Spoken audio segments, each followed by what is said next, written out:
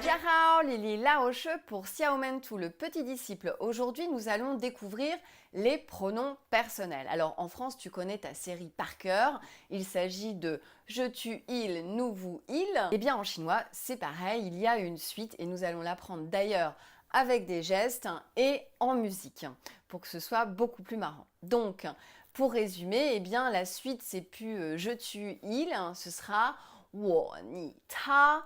Et pour le pluriel, le nous, vous, il, eh bien, ce sera tout aussi simple qu'au départ, puisqu'on va utiliser le wo, ni, ta, auquel on va rajouter un caractère qui signifie le pluriel, men. Men, qu'est-ce que c'est? Qu'est-ce que tu retrouves dedans? Eh bien oui, tu retrouves la clé de l'homme. Et qu'est-ce qu'on a à côté de l'homme, de la clé de l'homme? Eh bien, on a une porte.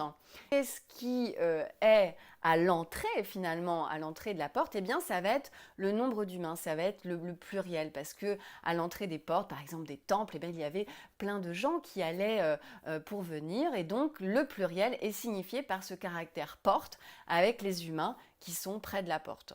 Donc très simplement, les pluriels, nous, vous, il, ça va être women, nimen, tamen.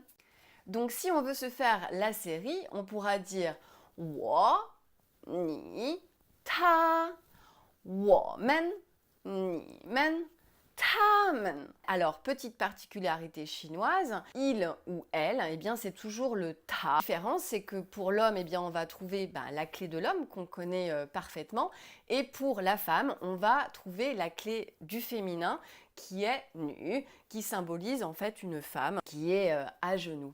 Ça nous permet de différencier ces deux caractères. Il y a aussi un ta un petit peu particulier, comme tu peux le voir dans ton magazine, qui est réservé aux choses et aux animaux, qu'on ne se trompe pas. Autre particularité sur les pronoms personnels, le vous de politesse. Et oui, on va utiliser le tu, le ni, auquel on va rajouter en dessous le cœur, sin. Eh bien, ça va être une façon de signifier le respect avec le cœur. Tu avec le cœur deviendra un vous. Et autre particularité chinoise qu'on n'emploiera pas pour l'instant, il s'agit du nous incluant les personnes qui sont dans l'échange et dans la discussion. Donc par exemple, si je veux dire à quelqu'un avec qui je suis, tiens, on va quelque part ensemble, eh bien, on ne dira pas woman, tu Dianing, par exemple, nous allons au cinéma, on dira Zanmen tu Dianing. Donc on dira Zanmen. Zanmen qui veut dire le nous en incluant les personnes qui sont là et les différents locuteurs, les différentes personnes qui communiquent. On ne l'emploiera pas pour le moment, mais c'est bien de le connaître, et surtout, il est dans notre fameux rap. Donc je vais mettre la musique, qu'on le fasse ensemble quand même une fois. Donc tu es prêt pour le rap des pronoms personnels? Je lance, t'es parti. Attention, ça va vite, hein.